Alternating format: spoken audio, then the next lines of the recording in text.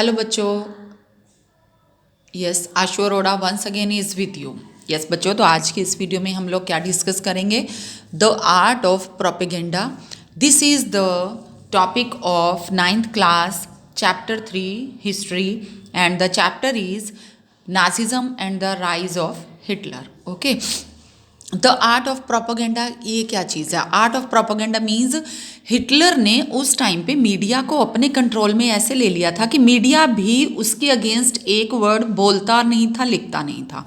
Means Hitler के favour में ही लोगों को बताया जाता था। हिटलर जो इतना कुछ कर रहा था, मीन्स जो उसने इतना ज़्यादा जो एट्रोसिटीज़ जो थी ज्यूज़ के अगेंस्ट किया था, ज्यूज़ को इतना, ज्यूज़ और जिप्सीज थे, पोल्स थे, ये सब जो हिटलर ने किया था, ये सब जो था और लोगों को उसके बारे में बिल्कुल भी शो नहीं किया जाता था। मीन्स उसके बारे में पॉजिटिव ही जो चीज़ थी वो मीडिया में न्यूज़पेपर्स के थ्रू दिखाई जाती थी। तो ये क्या था? Art of propaganda. Nazi use to play with the words. Nazis जो थे वो वर्ड से खेलते थे। वही मैंने बताया ना, वर्ड से खेलना मीन्स करते कुछ और थे, कहते कुछ और थे। देयर प्रैक्टिस वर डिसिप्टिव। उनकी जो प्रैक्टिस थी, जो वो काम करते थे, वो डिसिप्टिव थे, मीन्स गुड नहीं थे, कपटी थे वो। But words describing them very chilling. लेकिन अब जैसे मैंने बताया, वो ज्यूज़ को क्या करते थे? ज्यूज़ को मतलब ज्यूज़ के अगेंस्ट उनकी जो एट्रोसिटीज़ थी वो अनकंट्रोल्ड थी, जिसके बारे में कुछ भी कहा नहीं जा सकता। लेकिन वो जब ज्यूज़ को मार देते थे, और वही क्या उसको वर्ड्स क्या देते थे? डिस्क्राइबिंग दैम वर चिलिंग, मीन्स उन्हें मोक्ष की प्राप्ति हो रही है, इस टाइप के उनके लिए वर्ड्स यूज़ करते थे। इसलिए मैंने बोला ना कि Nazis use to play with the words. Nazi never use words kill और मर्डर टाइप के वर्ड्स तो वो यूज़ ही नहीं करते थे इन देयर ऑफिशियल कम्युनिकेशन में। ठीक है, जैसे मीडिया के साथ जब उनका कुछ मीटिंग चल रही है तो वो उसमें किल और मर्डर वर्ड्स यूज ही नहीं करते थे। Mass killing word termed special treatment, final solution and euthanasia and selection and disinfection. अब आप ये देखिए ये क्या चीज़ है? Mass killing were termed, mass killing, जो वो ज्यूज़ को इतनी ज़्यादा क्वांटिटी में मार देते थे तो इसे कैसे बुलाते थे? मतलब इस चीज़ को क्या नेम दिया जाता था? स्पेशल ट्रीटमेंट, कि उन्हें स्पेशल ट्रीटमेंट दिया जा रहा है। मतलब उन्हें ये कह के कि उन्हें स्पेशल ट्रीटमेंट दिया जाना है, ये कह के उन्हें ले जाते थे और उनका मार देते थे। Final solution for Jews, means Jews के लिए फाइनल सोल्यूशन क्या करते थे?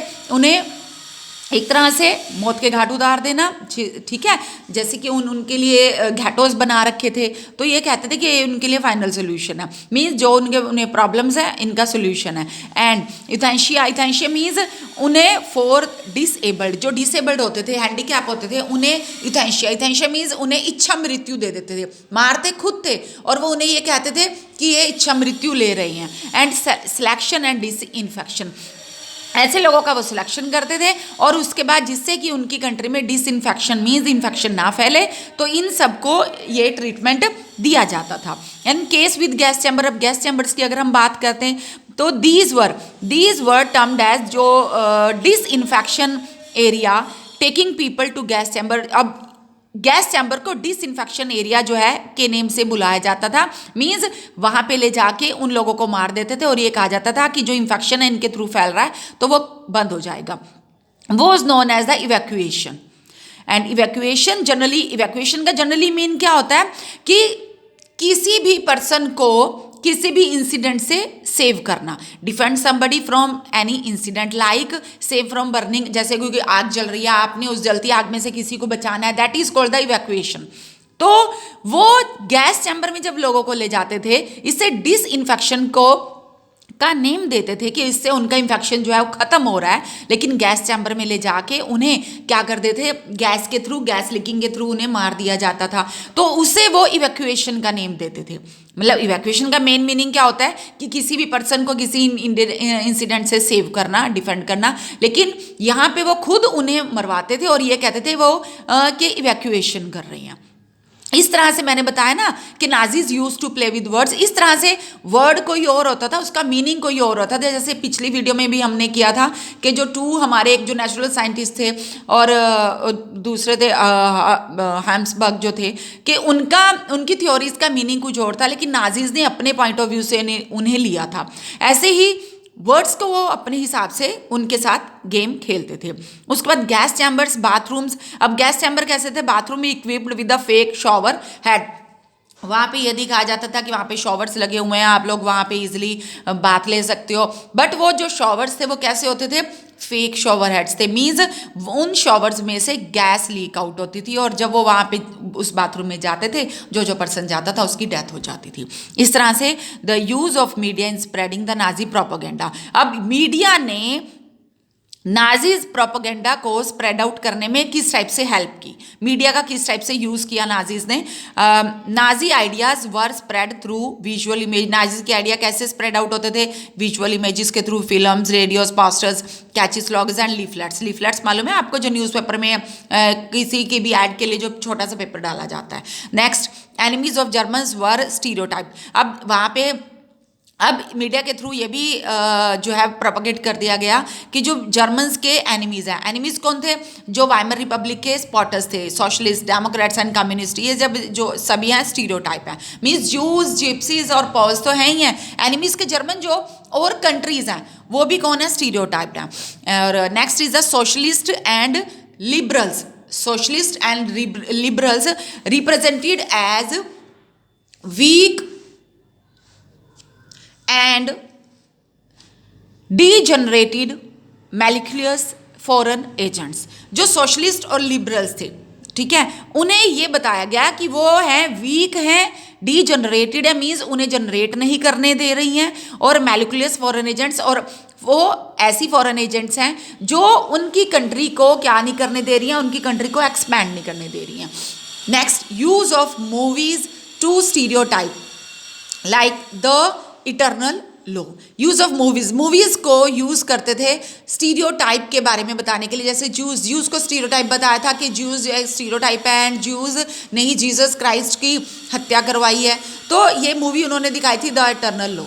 Next, they were treated as vermin, rats, pest and compare to rodents. Jews को और जितने भी अनडिजायरेबल्स थे उन्हें मूवीज में, उन्हें पोस्टर्स में, उन्हें फिल्म्स में ऐसे ट्रीट किया जाता था जैसे कि वो जानवर हों। Vermin, rats, pest and compare to rodents से उनका कंपेयर किया जाता था। Nazism worked on the minds of the people and their emotions and turned their hatred and anger at those marked as undesirable. Nazism ने किससे खेला? लोगों के माइंड से खेला, उनके वर्क पे, सॉरी उनके माइंड पे अपना वर्क, मीन्स अपने जो उन्होंने जो भी मतलब खेलनी थी, टैक्टिक्स जो भी खेलनी थी, वो उनके लोगों के दिमाग से खेली, उनके इमोशन से खेली, और ये सब उन्होंने अपने बारे में तो फेवरेबल बता के, पॉजिटिव बता के लोगों का गुस्सा और जो नफरत थी वो बढ़ा दी, किसके टूवर्ड्स? अनडिजायरेबल के टूवर्ड्स। क्लियर? उसके बाद हमारा टॉपिक है how did common people react to Nazism. ये आपका नेक्स्ट टॉपिक है, how to common people react to Nazism. अब जो कॉमन पीपल थे उन्होंने नाजिज्म के टूवर्ड्स कैसे रिएक्ट किया, इसमें इसको हमने कॉमन पीपल्स को हमने 3 कैटेगरी में डिवाइड किया। First is the spotters of Nazi. कुछ लोग ऐसे थे जो नाजीज के स्पॉटर थे, उन्होंने नाजिज्म को के टूवर्ड्स कैसे रिएक्ट किया। देखिए, Nazi ideology was over ruling their mind. जो नाजीज के स्पॉटर थे, ऑब्वियसली जो नाजी आइडियोलॉजी थी वो उनके माइंड पे रूल कर रही थी। They felt hated and anger those who looked like juice. जो जूस की तरह दिखते थे वो उनसे हेट करते थे और उनको देख के उन्हें गुस्सा आ जाता था। Houses of juice were marked. जो जूस के हाउसेज से उन्हें मार्क कर दिया जाता था कि इन हाउसेज में जूस रहते हैं। And reported suspicious neighbours. अगर उनके घर के अराउंड कोई और पर्सन रहने के लिए आता था और उन्हें ये लगता था कि जो उनका नेबर है वो सस्पिशियस, मीन्स उसके ऊपर इस टाइप से वो लोग सस्पेक्टेड है कि वो जो है वो भी जूस है या उनका कोई एनिमी है, तो उसे उसकी रिपोर्ट कर दी जाती थी। They believe that Nazism will bring prosperity and improve general wellbeing. जो नाजीज के स्पॉटर थे वो ये सोचते थे, वे बिलीव करते थे जो नाजिज्म है वो प्रॉस्पेरिटी लेके आएगा जर्मनी में, और वो सभी जो जनरल वेलबींग मीन्स सभी लोगों की जो मतलब सभी लोगों का वेलफेयर जो है वो इससे ही पॉसिबल है, नाजिज्म से। उसके बाद है हमारा next, that is the non Nazi. एक तो स्पॉटर्स ऑफ नाजी थे, जो नॉन नाजी थे, जो नाजीज के स्पॉटर नहीं थे, वो कौन थे? वो क्या सोचते थे? Many organized active resistance against Nazism, braving police, repression and death.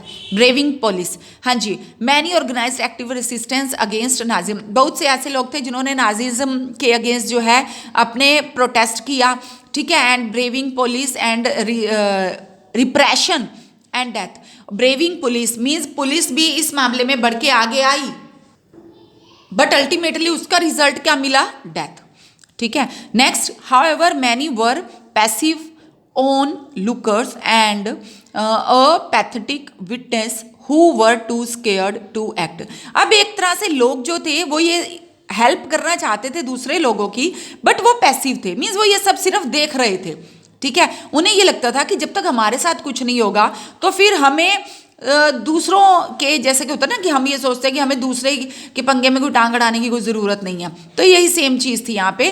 तो who were too scare to act, वो डरते थे कुछ भी काम करने से। टू डिफर टू प्रोटेस्ट, कुछ जो और लोगों से इनके नाजिज्म के अगेंस्ट हो और वो प्रोटेस्ट करने से ये सब कुछ डरते थे।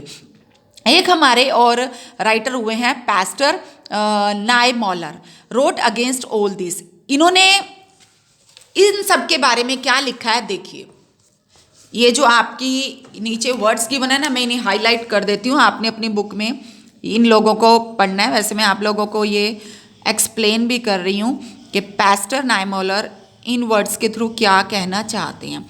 जो हमारे नॉन नाजीज थे ना, वो ये सोचते थे कि हम इनके अगेंस्ट तो लड़ें, बट उनमें किसी में भी कुछ पावर नहीं थी, पावर नहीं थी, क्योंकि नाजीज जो थे उन पे क्या कर रहे थे? ऑलरेडी एक्सप्लॉइट कर रहे थे उन्हें, ठीक है, उन पे अत्याचार कर रहे थे। अब जो हमारे पास्टर नाइमॉलर है, उन्होंने क्या लिखा है? First, they come to the communist, well I was not a communist, I said nothing. सबसे पहले उन्होंने कम्युनिस्ट को क्या करा? कम्युनिस्ट को पकड़ा, मीन्स नाजिज्म ने सबसे पहले कम्युनिस्ट को पकड़ा। पकड़ने का मतलब क्या है कि उनको ख़त्म करने के लिए आए, बट मैं कम्युनिस्ट नहीं था तो मैंने कुछ नहीं कहा, ठीक है। Next, they came to the social democrats. उसके बाद उन्होंने अपना निशाना किसे बनाया? सोशल डेमोक्रेट्स को, but I was not a social democrat, मैं सोशल डेमोक्रेट भी नहीं था तो मैं कुछ नहीं कहा, ठीक है। Next, then they came to the trade unionist. उसके बाद वो ट्रेड यूनियनिस्ट पे आए, बट मैं ट्रेड यूनियनिस्ट भी नहीं था, हैं। And then they came for the Jews. उसके बाद वो ज्यूज के लिए आए, but I was not a Jew, मैं ज्यू भी नहीं था, सो आई डिड लिटल, मतलब मैंने कुछ भी नहीं कहा। Next, then they came for me, तब वो मेरे लिए आए, मीन्स मेरे ऊपर उन्होंने अटैक किया। There was no one left who could stand for me. अब उसके बाद कोई भी नहीं बचा था जो मेरे लिए खड़ा होता। मीन्स जब एक पर्सन दूसरे पर्सन की हेल्प के लिए नहीं खड़ा होगा, तो जब उसके ऊपर कोई ट्रबल आएगी तो कोई और भी उसके लिए खड़ा नहीं होगा। कम्युनिस्ट की हेल्प उसने नहीं की, सोशल डेमोक्रेट्स की हेल्प उसने नहीं की, ट्रेड यूनियनिस्ट की हेल्प उसने की, ज्यूज की हेल्प उसने नहीं की। तो जब उसकी बारी आई तो उसके लिए कौन खड़ा होता? कोई भी नहीं खड़ा हुआ। तो ये था नॉन नाजीज का व्यू कि नाजीज, जो नॉन नाजीज थे वो डरते थे, वो ज्यूज के जो वो नाजीज के अगेंस्ट खड़े होना चाहते थे लेकिन खड़े नहीं हो पा रहे थे because of the fear. Clear? उसके बाद है बात what Jews felt in Nazi Germany. अब ज्यूज थे, ये जो आपका नेक्स्ट पेज पे ही है इस बुक में टॉपिक, ये रहा, what Jews felt in Nazi Germany, ठीक है।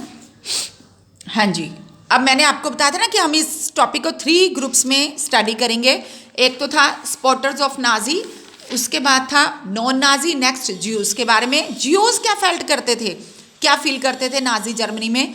उसके बाद देखिए, चार्लोट ब्रैड रोट इन, उन्होंने अपनी एक बुक में लिखा है the third rich of dreams, ठीक है। उन्होंने अपनी एक बुक में लिखा है the third rich of dreams में कि जो ज्यूज थे वो बहुत कुछ फील कर रहे थे, बहुत कुछ टॉलरेट कर रहे थे, but they won't say anything, वो कुछ भी नहीं कहना चाहते थे, वो क्यों? क्योंकि जो जर्मनी थे ना, जो नाजीज थे, नाजीज का उनके ऊपर जो अत्याचार था, जो उनके ऊपर जो उनका टॉर्चर था, वो बढ़ता जा रहा था। In this book she wrote the problem Jew faces. इस बुक में उन्होंने जो जूस फेसिस कर रहे थे प्रॉब्लम्स को, उसके बारे में लिखा है। Jews themselves began believing in. अब जूस को ये बताया जाता था they are undesirable, they are stereotype, they are the murderer of Jesus Christ, ये सब। अब आप ये बताइए, जब किसी भी पर्सन को एक ही बात उसके सराउंडिंग सभी लोग बोलते हैं, ठीक है, कि आपने ये किया है, आपने वो किया, तो एक टाइम ऐसा आता है कि वो पर्सन भी खुद यही मान लेता है कि हाँ मैंने ये किया होगा, तभी सब लोग ये ऐसा कह रहे हैं ना। समझ में आ गई ना बात? तो एक टाइम ऐसा आता है कि वो पर्सन खुद ही अपने आप को मानना शुरू कर देता है कि ऐसा कुछ हुआ होगा, तभी सभी लोग ये ऐसा कह रहे हैं ना। तो नाजीज ने भी अपने आप को ऐसा मानना शुरू कर दिया, ठीक है, कि ये स्टीरियोटाइप जो है सब उनके बारे में ही है। तो all the stereotype images published in Nazi press haunted the Jews. जितनी भी स्टीरियोटाइप इमेजेस नाजी प्रेस में पब्लिश होती थी, वो ज्यूज को डराती थी। कैसे डराती थी? उसमें ज्यूज को कैसे दिखाया जाता था? उनकी हुक्ड नोज होती थी, ब्लैक हेयर एंड आईज होती थी, Jews looks and body movement, उनकी बॉडी मूवमेंट भी ऐसी होती थी कि जैसे कोई हैंडीकैप हो, ठीक है। तो इस टाइप के जो इमेजेस वो देख के क्या हो जाते थे, हॉन्टेड मीन्स डरावनी होती थी, हॉरिबल होती थी, वो देख के डर जाते थे। Then Jews died many death even before they reached the gas chamber. इससे गैस चैम्बर में ले जाने से पहले ही ज्यूज कितनी बार तो मर चुके होते थे। मीन्स इतनी ज़्यादा उनके बारे में पब्लिश हो जाता था, देख देख के वो हर रोज़ मरते थे, ठीक है। अब जैसे जो आर्यन जर्मन्स होते थे, ठीक है, जो नॉर्डिक जर्मन आर्यंस होते थे, जो जर्मन्स थे, वो उनके बारे में कैसा था? उनके बारे में हमने पिछली वीडियो में बताया था। वो कैसे थे? ब्लॉन्ड हेयर, ब्लू आइड, इस टाइप के होते थे। लेकिन जूस के बारे में हुक्ड नोज, तीखी एकदम से, एंड ब्लैक हेयर होते थे और आइज भी उनकी ब्लैक दिखाई जाती थी। जूस ऐसे लगते थे और बॉडी मूवमेंट भी उनकी ऐसी लगती थी जैसे कि वो हैंडीकैप हो, उनसे चला ना जाता हो, इवन के वन लेग्ड ये कह सकते हैं। तो गैस चैम्बर में ले जाने से पहले वो कितनी बार तो मर चुके होते थे। मीन्स एक तरह से हम ये कह सकते थे कि उनकी सोल को ही गैस चैम्बर में ले जाया जा रहा है। ओके, तो ये थे हमारे, क्या था हमारा टॉपिक? ये था हमारा टॉपिक जो थी जो how did common people react to Nazism, ठीक है। उसके बाद है हमारा नेक्स्ट टॉपिक है नॉलेज अबाउट होलोकॉस्ट। होलोकॉस्ट क्या चीज़ होती है, पहले आप इस चीज़ के बारे में समझिए कि व्हाट इज होलोकॉस्ट। होलोकॉस्ट क्या होता है? एक record of genocide of Jews during the second world war. अब सेकेंड वर्ल्ड वॉर आपको पता है कि 1945 में ओवर हुआ था, और जो हम सब ने इसके बारे में पढ़ा है ये वर्ल्ड वॉर से पहले का टाइम पीरियड है। अब आप ये सोच रहे होंगे कि ये सब हुआ तो पहले था, ठीक है, और हमने इन सब चीज़ों को स्टडी किया वर्ल्ड वॉर के बाद। ऐसा क्यों हुआ कि वर्ल्ड वॉर में भी तो हिटलर लड़ रहा था, क्लियर। तो हिटलर जब वर्ल्ड वॉर से पहले ये सब कुछ हुआ, तो हम लोग अब अपनी इस बुक में ये सारे टॉपिक्स जो हमने किए हैं अभी पिछली वीडियो में भी और जो आज की वीडियो में हम कर रहे हैं, ये सब हमने टॉपिक जैसे किए हैं, तो फिर इसमें हम ये पढ़ रहे हैं। तो ये अब क्यों पढ़ रहे हैं? ये टॉपिक जब सेकेंड वर्ल्ड वॉर से पहले के टॉपिक है तो इनको पहले डिस्कस किया जाना चाहिए था। वो क्यों? अब ये देखिए, जो रिकॉर्ड किया था genocide, genocide means killing a large number of people of Jews during the second world war. Second world war में जो जेनोसाइड हुआ था, then most of the information about the Nazis practices came out after the world war ended. अब world war के बाद ही ये सारे की सारी बातों के बारे में पता चला था। क्योंकि क्या हुआ था, जब ज्यूज की डेथ हुई थी ना, कितने ज्यूज को इन्होंने मारा था, वो क्या ज्यूज ये चाहते थे एटलीस्ट उन्हें आधा घंटा, हाफ एन आवर जो है वर्ल्ड वॉर के बाद मिल जाए, जिससे वो उनके ऊपर जितने भी टॉर्चर उस नाजिस ने किए हैं वो उन टॉर्चर को एक बुक में लिख सकें, एक रिकॉर्ड बना सकें, जिससे कि जब उनकी डेथ हो जाएगी तो वो जो नाजिस की जो रियलिटी थी वो लोगों के सामने आ जाए, क्लियर। तो ये था Holocaust. Most of the information about the Nazi practices came out of after the world war. World war के खत्म होने के बाद ही ये सारी की सारी इन्फॉर्मेशन जो अभी हमने पढ़ी है, किस टाइप से वो ज्यूज को, जिप्सीज को, पोल्स को उन्होंने टॉर्चर किया था, अनडिजायरेबल बताया था, तो ये सब जो है आ सके उनके सामने। Jews wanted the world, means world से ये चाहते थे to remember the atrocities and sufferings they had endured during the Nazi killing operation. Jews ये चाहते थे कि वर्ल्ड जो है उनकी एट्रोसिटीज को, जो नाजीज ने की थी उनके ऊपर, उनकी सफरिंग्स को याद रखे, कि नाजी किलिंग ऑपरेशन को याद रखे, इसलिए वो कुछ अपने रिकॉर्ड्स देना चाहते थे। ठीक है, this was the Holocaust, therefore indomitable spirit to bear witness and to preserve the documents can be seen among many Jews। इसलिए Jews ने अपने डॉक्यूमेंट्स को ना प्रिजर्व करके रखा था। अब ये दिखा देती हूँ मैं आपको, आपकी बुक में ये पिक्चर है। ये पिक्चर कैसे लगती है, जैसे मिल्क कैन होते हैं ना, आपके घर में भी आता होता मिल्क मैन, तो इस टाइप के कैन लेके आता है। उन्होंने ज्यूज ने क्या किया था, इस टाइप के मिल्क कैन में वो सब कुछ लिख के जो है इनमें डाल दिया था कि बाद में जो है जब ये ओपन होंगे तो इनकी रियलिटी जो है वो आ जाएगी सामने, किस टाइप से इन्होंने जो टॉर्चर सहा था। देखिए, inhabitants of Warsaw ghetto collected document and placed them in the milk cans along with other containers as destruction seemed imminent. These containers were buried in the cellars of building in 1943 and this can was discovered in 1950। 1945 में second world war ख़त्म हुआ था, तो उन्होंने क्या किया था, तो जो घैटोस थे बनाए गए थे उनमें ये जो डॉक्यूमेंट्स थे कलेक्टेड, घैटोस से ये डॉक्यूमेंट कलेक्ट किए गए थे और उन्हें इन मिल्क कैन में डाल दिया गया था, और इसके साथ साथ और कंटेनर्स में भी। तो इनको 1943 में बरी किया गया था एक बिल्डिंग में, और 1950 में इन्हें डिस्कवर किया गया है। ठीक है, इस टाइप से।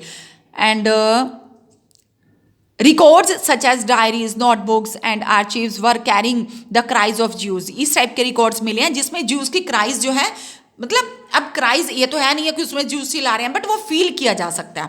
Memory of Holocaust live on in memoirs, fiction, documentaries, poetry, memorials and museum in many parts of the world. सिर्फ जर्मनी नहीं, जर्मनी के अलावा और भी काफ़ी सारे कंट्रीज़ हैं वर्ल्ड में जहाँ पे ज्यूज़ की, ठीक है, ये जो हॉलोकॉस्ट, ये रिकॉर्ड, हॉलोकॉस्ट किसे बोलते हैं, रिकॉर्ड ऑफ जेनोसाइड।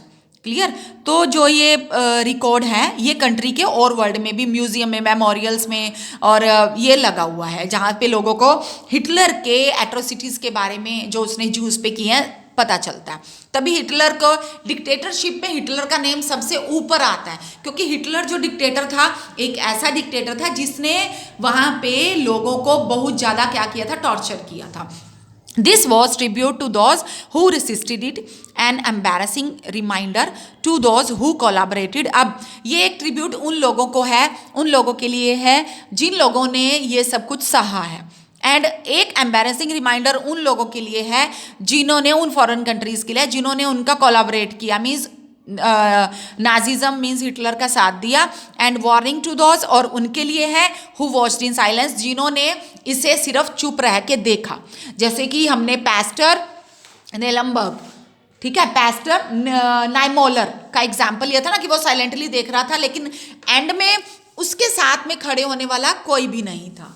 तो ये था, तो हमारा ये टॉपिक यहाँ पे ओवर हो जाता है नॉलेज विद हॉलोकॉस्ट के साथ।